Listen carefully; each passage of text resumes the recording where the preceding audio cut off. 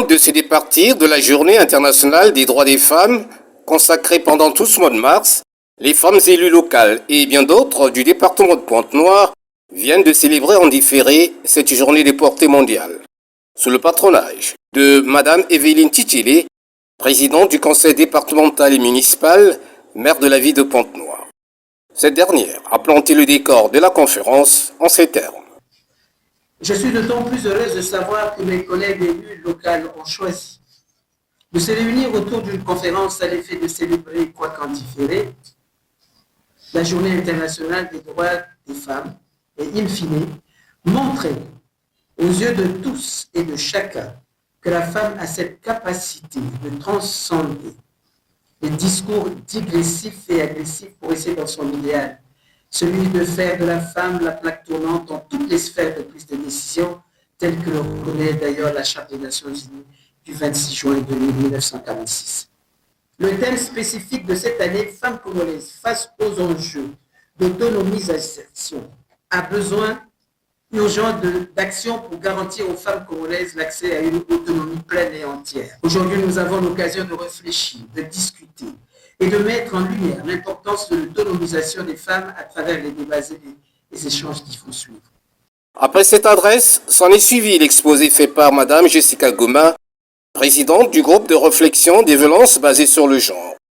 Elle s'est apaisantie sur la condition féminine qui doit amener la femme à se battre pour acquérir ses droits et effacer l'inégalité de sexe.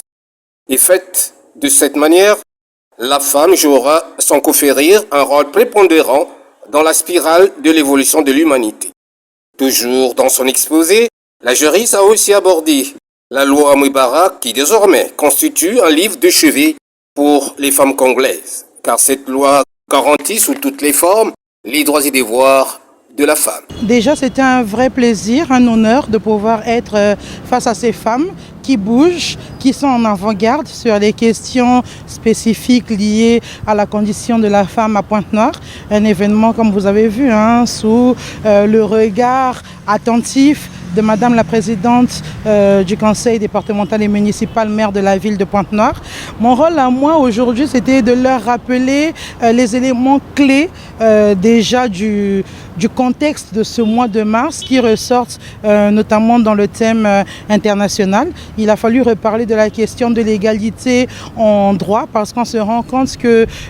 tant que cette question n'est pas bien comprise, les violences envers les femmes vont continuer. Parce qu'on s'est rendu compte que plusieurs femmes ne sont pas autonomes et comme elles ne sont pas autonomes, elles sont victimes de violences, elles subissent des violences, elles tolèrent des violences et donc c'était bien de pouvoir encourager les femmes à bouger un peu plus pour pouvoir être autonomes et ainsi se prendre en charge et participer clairement à leur bien-être, au bien-être de leurs enfants et au bien-être de leur famille. Les femmes conseillères, les dames députées et autres de la société civile ont été très réceptives au cours de cette conférence débat. Les échanges et les témoignages illustrent bien de ce que les participantes ont bien saisi ce moment pour apporter leur adhésion au concept de l'autonomisation, gage de succès et de développement social pour la femme. Nous avions eu comme thème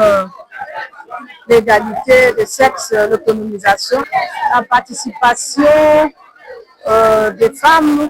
aux instances de prise de décision. La conclusion a été que les femmes élues locales puissent se retrouver au moins une fois par trimestre